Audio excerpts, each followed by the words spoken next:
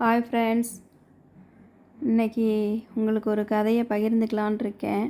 எனக்கும் வயசு இன்றைக்கி 43 வயசு ஆகுது. ஆனால் பெண் குயில்னு ஒன்று தனியாக இருக்குங்கிறது எனக்கு இன்றைக்கி தான் தெரியும். நிஜமாகவே சொல்கிறேன், நீங்கள் நம்பலைனாலும் பரவாயில்ல. குயிலுன்னா கருப்பாக தான் இருக்கும் அப்படிங்கிற மாதிரி நான் இருந்தேன். ஆனால் குயில் வந்து ஆண் குயில் கருப்பாக இருக்கும், பெண் குயில் வந்து இந்த மாதிரி இறகு வந்து கோடு கோடாக இருக்கும், வெள்ளை நிறம் கலந்துருக்கும் அப்படிங்கிறது எனக்கு இன்றைக்கி தான் தெரியும். ஆனால் இந்த பறவையை நான் வந்து அடிக்கடி பார்த்துருக்கேன். இது குயிலுன்னு எனக்கு தெரியாதுங்க. எங்கள் தோட்டத்தில் வந்து நிறைய இருக்கும். அங்கே வந்து மலைப்பகுதி இல்லையா, ஸோ அதனால் வந்துட்டு நிறைய நாங்கள் பார்த்துருக்கோம், முட்டையிட்டும் பார்த்துருக்கோம். ஆனால் இது குயில் தான், இது குயில் முட்டை தாங்கிறது எங்களுக்கு தெரியாது. சரியா?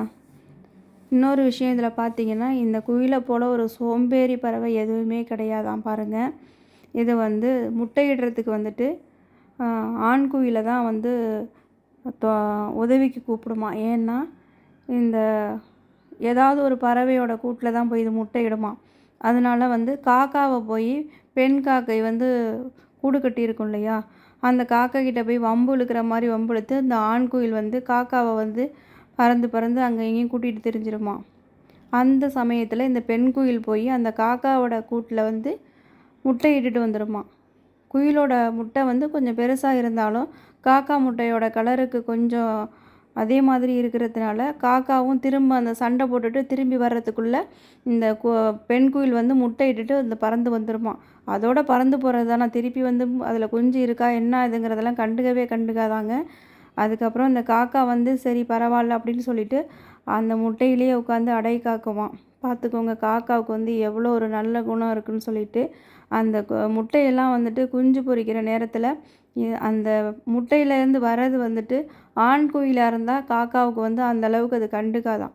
அதே பெண் குயிலாக இருந்ததுன்னா கண்டுபிடிச்சிருமா, இந்த கலரில் இருக்குது, இது நம்மளோட குஞ்சு இல்லை அப்படின்னு சொல்லிட்டு அது தன் மூக்கால் வந்து கொத்திகிட்டே இருக்குமா, தள்ளிவிட பார்க்குமா. அந்த நேரத்தில் இந்த குயில் குஞ்சு வந்து பெண் குயில் குஞ்சு வந்து பறந்து ஓடி போயிருமா. சிலது கீழே தவறி விழுந்து இறந்தும் போயிருமா.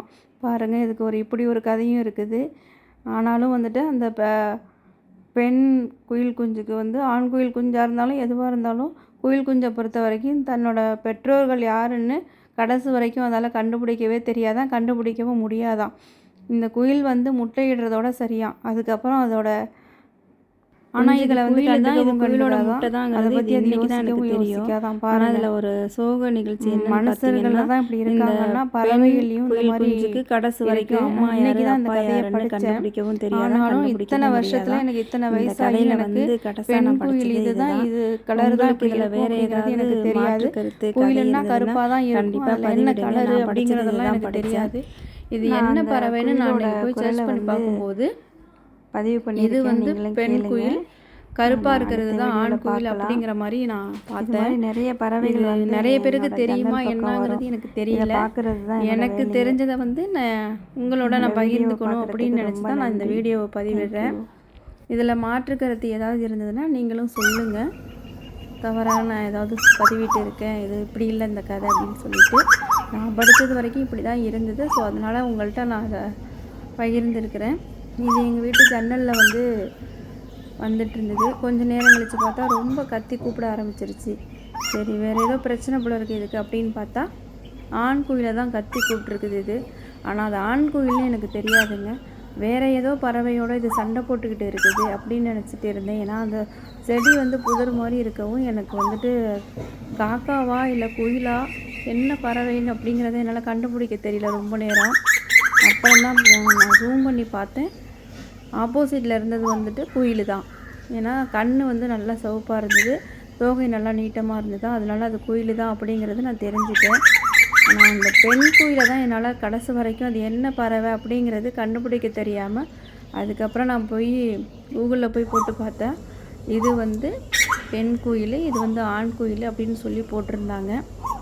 பாருங்கள், வினோதமாக இருக்குது. இதோட கதையை கேட்டாலும் எனக்கு உண்மையிலே நான் இதோட கதை எனக்கு இதுதான் முதல் டைமாக நான் படிக்கிறேன்.